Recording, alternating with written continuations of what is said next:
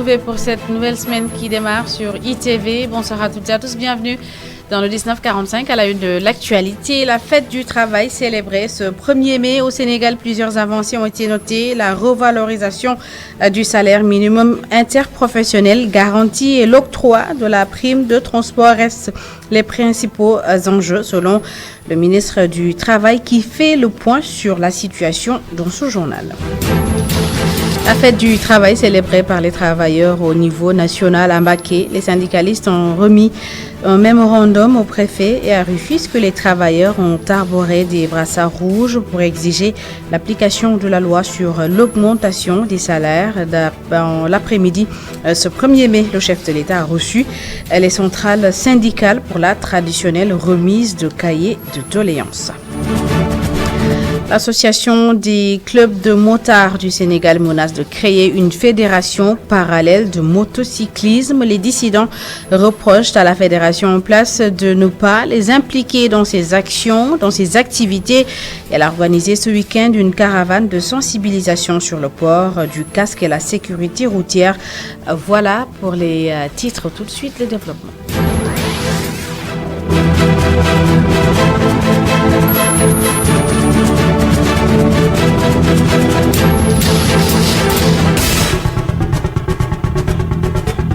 Bienvenue à toutes et à tous et merci de vous informer sur ITV. Tout d'abord, cette information qui vient de nous parvenir, le CESTI va porter le nom de Mamlès Camara, une décision du président de la République Macky Sall pour rendre hommage aux journalistes et formateurs dans cette école décédée le samedi 29 avril dernier. Rappelons que Mamlès Camara a été lui-même formé au Centre d'études des sciences et techniques de l'information.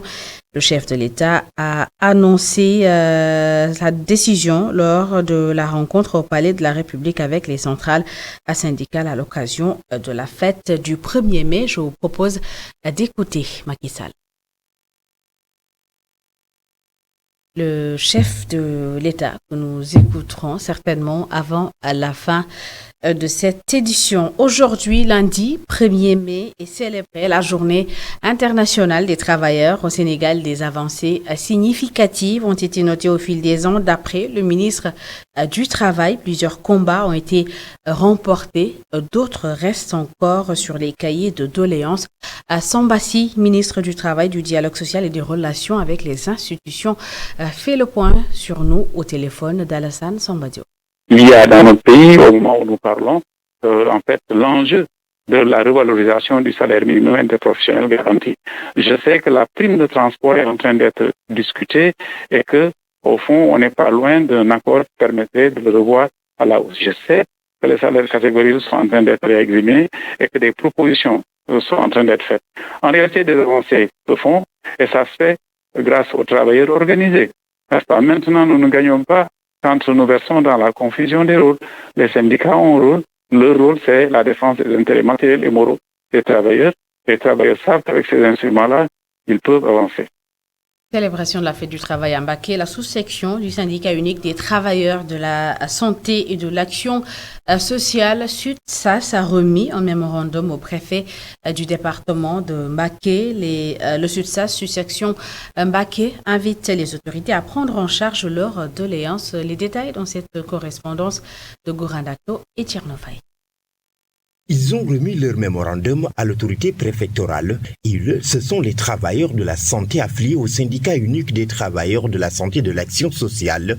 En cette journée mondiale dédiée aux travailleurs, le SUTSAS, sous-section Mbacké, liste ses doléances. La gestion prise dans tous ces aspects de Madame le médecin-chef est calamiteuse et sans commune mesure. Au niveau de la gestion du personnel, il y a le logement de la sage-femme occupé par la gestionnaire malgré multiples récriminations. Gestion partisane des notations. Beaucoup d'agents, parce que militants de syndicats ont raté les dernières commissions paritaires et à la place, les soumis sont gracieusement récompensés. Départ de tous les retraités, surtout étatiques, qui bénéficient déjà d'une protection sociale. Les plus jeunes sont en droit de réclamer les postes qui sont indûment occupés. Parmi ces doléances, le SUTSAS sous-section Mbacké évoque également d'autres problèmes tels que l'absence de médicaments au sein du centre de santé. Manque total de transparence dans la gestion des ressources du district, surtout au niveau du centre de santé. Opacité totale sur les fonds de dotation. Rupture presque permanente en médicaments et produits de diagnostic faute de liquidité, malgré les rentrées journalières non négligeables de recettes qui prennent une destination inconnue. La fête du travail célébrée à Mbacké, où les membres du syndicat unique des travailleurs de la santé et de l'action sociale interpellent l'autorité sanitaire à répondre aux besoins de la région médicale. Et à Rufisque, les membres du syndicat unique des travailleurs municipaux affiliés à la SGTS ont choisi de célébrer la fête du travail avec des brassards rouges. Ils exigent l'application de la loi sur l'augmentation salariale dans les collectivités au niveau de Rufisque. Écoutons Mbaye Sow, secrétaire général du département du syndicat. Il est au micro de Babacar Seye. C'est dû au fait que nous avons l'impression d'être les dindons d'une mauvaise farce entre l'État du Sénégal et les collectivités territoriales. D'abord, l'État du Sénégal, avec la loi, nous savons tous que les travailleurs municipaux ont droit à une augmentation de salaire que nous attendons depuis le mois de mai dernier. Aujourd'hui, cela fait 1 an et nous peinons à rentrer dans nos fonds par le jeu de duplicité des uns et des autres. D'abord, il y a les maires qui prétendent qu'ils n'ont pas les moyens de payer les augmentations de salaire. Mais nous, ce que nous avons demandé, c'est de montrer leur bonne volonté en commençant à payer à concurrence de leurs moyens. À partir de ce moment-là, nous, les travailleurs municipaux, nous pourrons faire face à l'État pour exiger qu'ils viennent en appoint. L'État également, en votant la loi, sait qu'il fallait absolument procéder à une augmentation des salaires, donc augmenter les fonds de dotation. Il est en train de jouer les dilatoire. De toute façon, depuis là où nous attendons. Donc, notre point de vue, nous, c'est que nous demandons aux exécutifs locaux de commencer à s'exécuter à concurrence, comme je l'ai dit, de leurs propres moyens. Et l'État doit venir en appoint et donner des garanties pour que les exécutifs locaux puissent payer les salaires. Donc c'est ça le problème, c'est ça qui fait qu'aujourd'hui, nous fêtons le 1er mai, mais également un peu dans la douleur.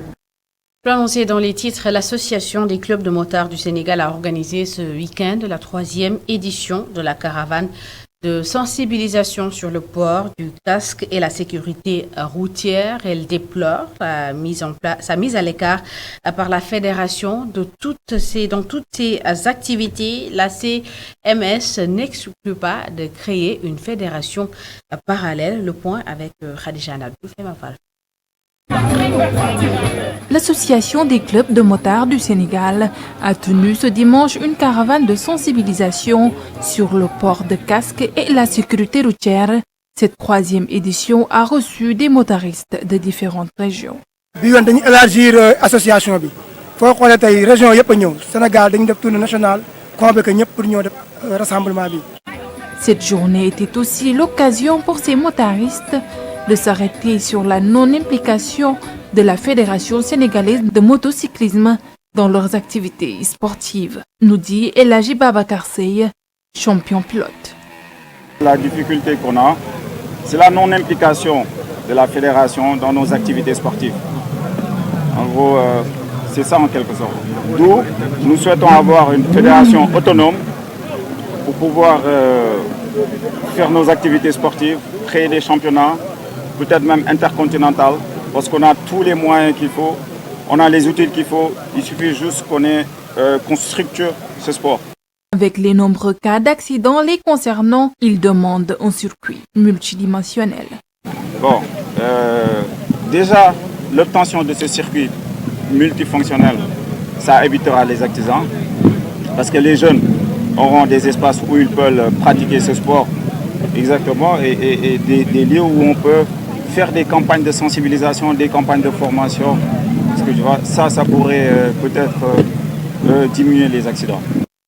L'association des clubs de motards du Sénégal dénonce l'entrée des casques non homologués au Sénégal, un phénomène qui remet en cause leur sécurité et les ministères de tutelle sont interpellés. Hors de Dakar, difficulté d'accès à la santé à Daruminam, c'est dans le département de Malem Hodar. Le maire interpelle les autorités. D'après lui, le département compte seulement 3 postes de santé pour plus de 20 000 habitants. Il s'exprimait en marge des journées de consultation gratuites organisées dans la localité. Plus de détails avec Omar Ndiaye et Boubacar Fall. Daruminam, une commune dans le département de Malem Hodar, région de Kaffrine, qui polarise 38 villages avec une population estimée à plus de 20 000 habitants et qui ne dispose que 3 postes de santé, d'où le cri de cœur de Maudicine, infirmier chef de poste du chef-lieu de la commune. Daruminam est d'accès difficile. Les routes ou bien les centres d'orientation pour certaines maladies sont très éloignés. Des fois, tu fais 100 km et 100 km est plus cher pour pouvoir voir un spécialiste, soit c'est à Touba, soit c'est à Kaffrine. C'est pourquoi la venue d'une association d'aide aux nécessités basée à Dakar qui a organisé 2 journées de consultation gratuites dans la localité est une aubaine pour les populations. En fait, l'équipe médicale est constituée d'à peu près d'une dizaine de médecins et de paramédicaux qui sont venus. Et nous avons là présentement une consultation en médecine, hommes et femmes, en gériatrie, hommes et femmes, la cardiologie, la gynécologie, la pédiatrie et aussi les soins infirmiers que nous faisons. Une action saluée par le maire de la localité qui a profité à l'occasion pour interpeller le ministre de la Santé et demander plus d'infrastructures à l'État. Nous interpellons l'État et particulièrement les ministres de la Santé, mais aussi nous appelons toutes les bonnes volontés à venir nous aider parce que la commune de Daruminam est très vaste. Nous voulons d'autres postes de santé de proximité aux besoins des populations. Durant ces journées de consultation gratuites, une première dans la localité, plusieurs se sont déplacés pour bénéficier des soins. Ménage humanitaire en Casamance, les autorités mobilisent les partenaires techniques et financiers. Un atelier de plaidoyer pour la mobilisation de ressources financières a été initié à Cap Skirring. Objectif, accompagner l'État dans sa volonté d'éliminer toutes les mines à l'horizon 2026. Explication Hassan Bah et Daouda Samb. À la suite des opérations de sécurisation menées par l'armée et la forte accalmie notée depuis 2012, il existe une forte dynamique de retour, mais ce retour souffre de quelques difficultés liées à la mobilisation des ressources pour la prise en charge adéquate des préoccupations exprimées par les populations. Nous avons élaboré un programme d'urgence de réinsertion et de réintégration socio-économique des groupes affectés par le conflit, qui s'appelle PURP, qui est un programme estimé à une valeur de 1,1 milliard, qui comporte à peu près 4 volets, 4 ou 4 axes. Un volet renforcement du dialogue communautaire et de la cohésion sociale, un volet réintégration et réinsertion économique des populations, et un volet reconversion des populations, et enfin un volet suivi-évaluation. À travers ces différents volets, il s'agira pour nous de densifier la mise en œuvre d'activités de dialogue, de réconciliation. Il y avait un partenaire qui s'était engagé auprès de l'État pour le déminage, mais depuis quelques années, ce groupe était en léthargie pour des problèmes de financement. C'est pourquoi le déminage a connu un ralentissement. Et cette problématique qu'on veut corriger maintenant en remobilisant les partenaires techniques financiers aux côtés de l'État pour pouvoir véritablement atteindre cet objectif qui consiste à déployer les terres de la région naturelle de Casamance de ces engins explosifs et nuisibles au développement économique et social de la zone. Pour les déminages humanitaires, il reste 1 700 000 m² à déminer pour un budget de 6 milliards de francs CFA. Parce qu'on est déjà à plus de 800 victimes de mines. On ne veut pas que la liste continue à s'allonger. Il faut que les villages qui repartent soient complètement dépollués pour que les gens puissent circuler librement à l'intérieur des villages, mais qu'ils puissent aussi aller dans les champs. Parce que ce sont des paysans. Donc c'est un peu l'objet aujourd'hui de l'atelier là, mais c'est stratégique. On commence par un programme d'urgence d'1 an pour permettre à nos 2 structures-là, mises en place par l'État du Sénégal, d'avoir des moyens et des capacités d'accompagner la vision du président de la République. Cet atelier cherche à renforcer les capacités et les moyens d'intervention du CNAMS et de l'ANDRAC. La stratégie, c'est de mettre en place un projet annuel, un projet évalué à 1,779 milliard de francs CFA. Parlons à présent de gestion des collectivités territoriales. Le Centre national de la fonction publique locale et de la formation capacite des agents de 12 collectivités territoriales. Ils ont été formés durant 4 jours à Mbour sur le contrôle de légalité. Écoutons à ce propos Ibrahima Diédiou, représentant du directeur du centre au micro de Montagaga. Nous sommes réunis aujourd'hui à Saly dans le cadre du programme d'appui aux communes et agglomérations du Sénégal dénommé PACASEN, où il y a un volet renforcement de capacité qui réunit les 124 collectivités territoriales. Dans ce sens, les collectivités expriment leurs besoins en matière de formation. Parmi ces besoins, il y a la thématique liée au contrôle de légalité. Donc, c'est cette thématique qui nous a réunis ici depuis 4 jours.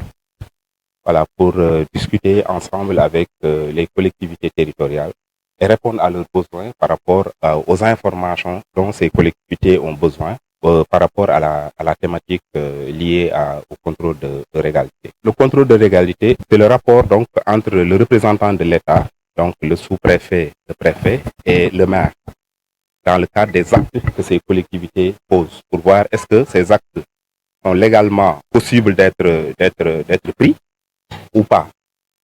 En prélude à la semaine du numérique prévue du 16 au 20 mai prochain, le ministère de la Communication, des Télécommunications et de l'économie numérique a initié une caravane nationale à Kaolack. Le cortège s'est arrêté à l'université du Sine Saloum El Hadji Ibrahima Niass. Le ministre en a profité pour inaugurer un Living Lab ou laboratoire vivant du Fonds de développement du service des télécoms Mamadou Dian et Serine Saliou. Dans la capitale du Saloum, la caravane de la semaine du numérique s'est déplacée d'abord devant les locaux de l'université du Sine Saloum El Hadji Ibrahima Niass, un temple du savoir où le numérique occupe une place importante dans les UFR, selon les universitaires. Ici, les étudiants mettent sur pied des incubateurs. Les apprenants développent des projets comme Soubasma les Intic. Là, nous, on a un projet qui consiste à déployer des systèmes embarqués dans des tracteurs pour automatiser les tâches agricoles, telles que le semis, le labour. Et aussi accompagner les agriculteurs via des plateformes en ligne. Le ministre de l'économie numérique a quant à lui tiré son chapeau au rectorat et les universitaires après une succession d'illustrations en PowerPoint sur la mission de l'université du Sine Saloum et la place du numérique dans les amphithéâtres. Moussa Bokar Thiam n'a pas manqué de rappeler le sens de la caravane. La tutelle a ensuite coupé le ruban du Living Lab de Kaolack. Alors, le Living Lab, littéralement, c'est traduit en français par laboratoire vivant. C'est une méthodologie d'innovation ouverte qui vise en fait le développement de contenus innovants, comme l'a rappelé tout à l'heure le ministre dans son discours. Donc, le projet a été lancé le 22 septembre 2021 pour une durée pilote de 3 ans, donc 2021-2024. Et ça concerne 4 régions, que sont la région de Saint-Louis, Ziguinchor, Kaolack et Diourbel. Avant Kaolack, la caravane a marqué les étapes de Malicounda, Saly et Mbour. Dans ces communes, le ministre s'est engagé à satisfaire les doléances d'équipement et de connexion de certains lieux publics, comme les foyers des jeunes. Et puis les dérives sur les réseaux sociaux notées dernièrement au Sénégal sont une conséquence d'un retard dans la réglementation d'Internet, selon Moussa Bokar Thiam. D'après le ministre, l'État est en train d'élaborer une stratégie nationale pour se mettre à jour. Il est au micro de Mamadou Dian. Nous allons vers justement beaucoup de difficultés, c'est les menaces d'utilisation, l'usage. Au-delà des infrastructures, une fois qu'on a, nous avons les infra, comme on dit, mais il y a les usages doivent être également réglementés. Et donc, c'est pourquoi effectivement nous avons initié même au niveau du ministère, parce que souvent on parle de cybersécurité, on parle des données, on parle d'aujourd'hui d'intelligence artificielle. Toutes ces questions-là, la réglementation a toujours été en retard. C'est pourquoi nous avons connu beaucoup de dérives, notamment dans les réseaux sociaux, parce que la technologie va plus vite que la réglementation. Ce qui fait qu'aujourd'hui, même pour la gestion des données, oui, il faut sauvegarder nos données, mais comment? Quelle est la stratégie? Donc c'est pourquoi nous avons lancé une nouvelle stratégie des données, de gouvernance des données, qui sera au niveau sera lancée bientôt par le président de la République. Nous avons fini presque les travaux. Et même pour l'intelligence artificielle qui est à nos pieds, qui est là, il faut aussi nous développons une stratégie nationale pour voir voilà qu'est-ce qu'on a fait, quelles sont les limites, quelles sont les limites qu'on se donne. Donc voilà, et ça c'est très très important. À présent, le Tour d'Europe des Lions en sport, Bamba Dieng marque avec Lorient face au PSG. Ibrahima Niane fait de même avec son club qui est malheureusement relégué en deuxième division. Iliman Ndiaye porte Sheffield avec 14 buts et 10 passes décisives. Boulaye Dia marque son 15e but de la saison et gâche la fête de Naples. Cheikh Diop pour les détails. En France d'abord, Bamba Dieng a retrouvé la joie de marquer. Entré en seconde période, il a puni le PSG en inscrivant le 3e but des Merlus qui se sont imposés 3-1 au Parc des Princes. Crépin Diatta et Ismaël Jacob ont tous débuté sur le banc avant d'entrer en seconde période, mais sans effet, puisque les Monégasques ont été balayés à domicile par Montpellier 4-0. Malgré un but de Ibrahima Niane sur une passe décisive de Sadio Thioub, Angers a été renversé par Rennes 4-2. Un revers qui acte officiellement la relégation des Angevins en deuxième division. En Ligue 2, justement, nous y restons. Henri Saivet a marqué avec Pau, qui s'est malheureusement incliné face au Nîmes olympique, 3-2.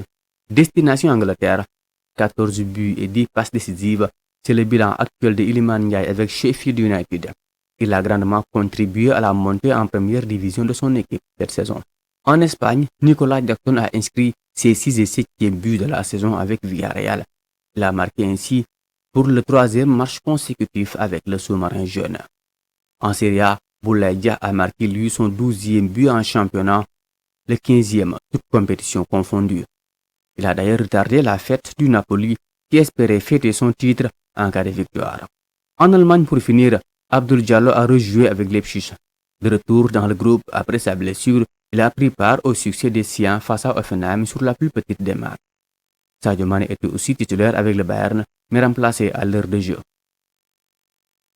Et avant de nous quitter, juste vous rappeler cette information, le CESTI va porter le nom de Mamles Camara, une décision du chef de l'État Macky Sall pour rendre hommage aux journalistes et formateurs dans cette école décédée le 29 avril dernier. Rappelons que Mamles Camara a été lui-même formé au Centre d'études des sciences et techniques de l'information. Le chef de l'État l'a annoncé tout à l'heure lors de sa rencontre au Palais avec les centrales syndicales. C'était à l'occasion de la fête du travail. Je propose à présent de l'écouter.